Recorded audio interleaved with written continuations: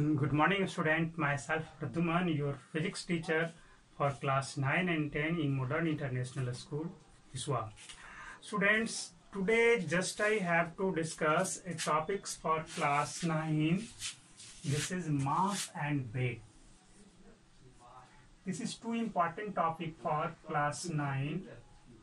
In previous classes, just I have discussed about gravitational force, gravitational acceleration है ना, acceleration due to gravity, variation of gravitational acceleration at height, at depth, है ना। ये तो हमने आपको पिछले क्लास में डिस्कस कर ही दिया है। आज क्या है हमारा mass and weight. What is mass? तो मास की डेफिनेशन कैसे दोगे मास का? The quantity of matter contained in a body is called mass. Mass क्या है? What is mass? This is the quantity of matter contained in a body, है ना। जैसे ये हमारा पेन है, ये स्टिक है ना, इस तरह से स्टिक है, ये वुडन ब्लॉक है, बहुत सारे ब्लॉक्स हैं। इनमें क्या है, छोटे छोटे पार्टिकल्स की जो संख्याएं हैं, नंबर ऑफ मैटर हैं इसमें, जो क्वांटिटी जो इसके अंदर में है, उसी क्वांटिटी को इसका मास बोला जाता है।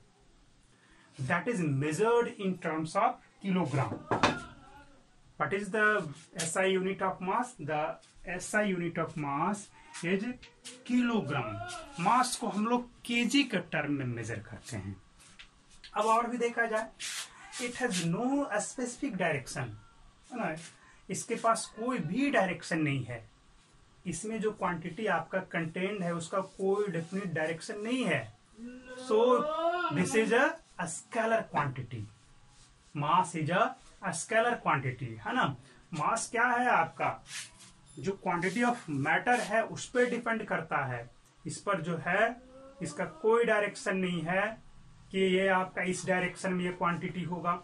जैसे इसी में है, इसके जो पार्टिकल्स हैं छोटे छोटे, उसका कोई फिक्स डायरेक्शन नहीं है कि वो इस डायरेक्शन में, वो इस डायरेक्शन में, वो इस डायरेक्शन में, ऐसा कुछ नहीं है। That is called scalar quantity. ठीक है, तो ये तो था मास के बारे में थोड़ा सा डिस्कशन। वेट क्या है? This is the gravitational pull. This is the gravitational pull और gravitational attraction on a massive body toward the centre of the earth. जैसे यही हमारा पेन है, इसके बारे में कहा जाए तो इस पर जो ग्रेविटेशनल फोर्स लग रहा है, ग्रेविटेशनल पुल जो सेंटर ऑफ अर्थ की ओर लग रहा है, उसी फोर्स को हम लोग क्या बोलेंगे? वेट बोलेंगे। This force is known as weight of the body. Gravitational acceleration है क्या आपका? तो ये 9.8 है, तो फोर्स कितना हो जाएगा? m into G. Gravitational pull toward the earth क्या होगा?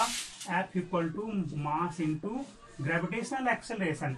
सपोज हमारा क्या है, ये 1 kg का ऑब्जेक्ट है, तो हम इसे 1 kg हम इसके मास को बताएंगे। हम इसके मास को 1 kg बताएंगे, बट इस पर जो वेट है इसका वेट क्या होगा? तो वेट के लिए हम यहाँ से 1 इंटू 9.8, दैट मीन्स 9.8 न्यूटन इसका वेट हो गया, है ना। वेट का यूनिट क्या है? न्यूटन है। वेट फोर्स है, ग्रेविटेशनल फोर्स है, बट मास तो आपका क्वांटिटी ऑफ मैटर कि इस ऑब्जेक्ट में कितना मैटर आपका समाहित है, कितना मैटर उसमें भरा हुआ है। जितना ज्यादा मैटर होगा उतना ज्यादा उसका मास होगा, उतना ज्यादा डेंस होगा वो। ये इंडिकेट करता है मास। चलिए, ये तो हुआ मास और वेट के बारे में थोड़ा सा डिस्कशन। और भी हम लोग जानेंगे, मास जो है आपका एक कांस्टेंट क्वांटिटी है। मास भी क्या फिजिकल क्वांटिटी है, बट ये कांस्टेंट फिजिकल क्वांटिटी है जो नेवर चेंज हो सकता है, कभी चेंज होता ही नहीं है ना। जैसे हमने ग्रेविटेशनल फोर्स के बारे में पढ़ा कि प्लेस टू प्लेस वेरी करता है। जैसे हम हाइट पे चलते चले जाए, बहुत ज्यादा हाइट पे उठ गए, तब क्या हो जाएगा? 0 भी हो सकता है ग्रेविटेशनल फोर्स।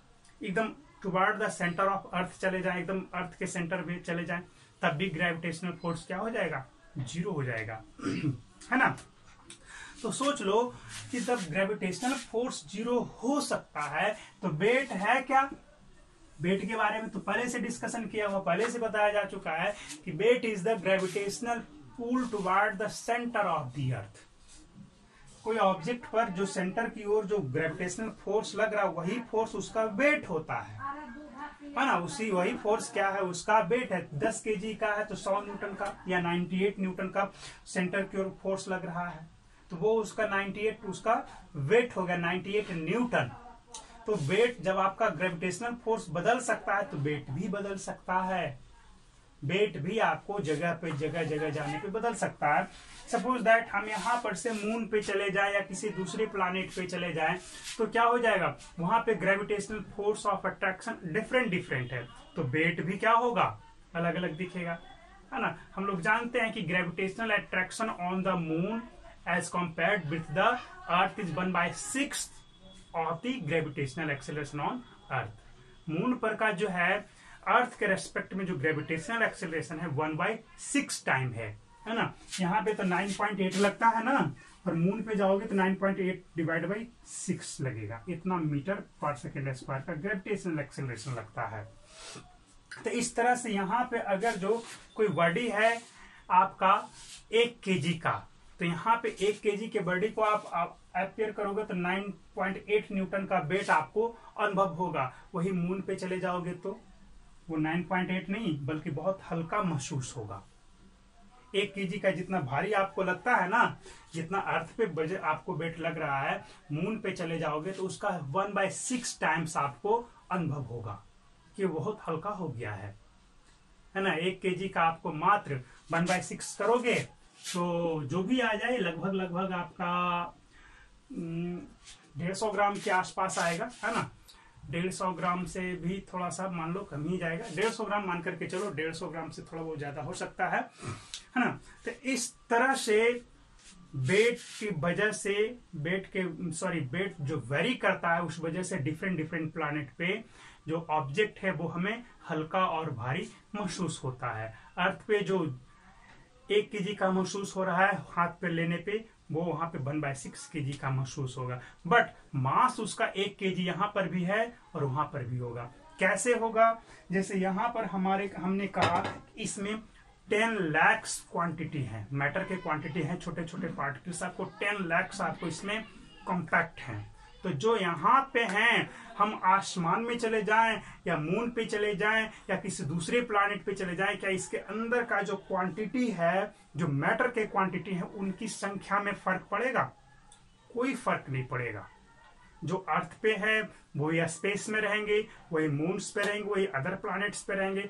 दैट मीन्स इनका जो मास हो गया वो कांस्टेंट हो गया, है ना।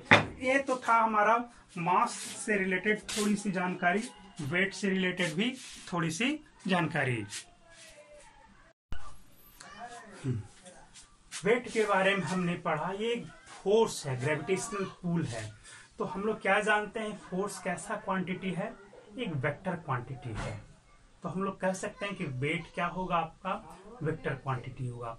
अगर डिफरेंस दोनों के बीच में लिखने के लिए कह दिया जाए तब क्या होगा, आप सिंपल सा है, 2 टेबल बनाएंगे, मास वेट। फर्स्ट कॉलम में क्या रखोगे, मास, सेकंड में वेट है। मास का डिफिनेशन दे दोगे, क्या है, the quantity of matter contained in a body. Weight में क्या होगा, the gravitational force acting on the body, है ना, toward the centre of the earth. ये हो गया। मास क्या है, mass is a scalar quantity, weight is a vector quantity, हो गया। थर्ड वन में क्या लिखोगे, mass is constant at any place any planet, but weight के बारे में क्या कहोगे, wait is variable due to gravitational force of attraction, है ना। ग्रेविटेशनल फोर्स ऑफ अट्रैक्शन आपको कहीं ज्यादा कहीं कम है, इस वजह से ये क्या होगा, आपका वेरिएबल क्वांटिटी होगा। तो इस तरह से आप 2, 3, 4 जो हैं, जो टॉपिक्स हैं उसको पढ़ करके या जो वीडियो मैंने बनाया उसको देख करके आप लिख सकते हैं। क्लियर है? तो आज के लिए इतना ही रखेंगे, नेक्स्ट डे न्यूमेरिकल्स पे आएंगे।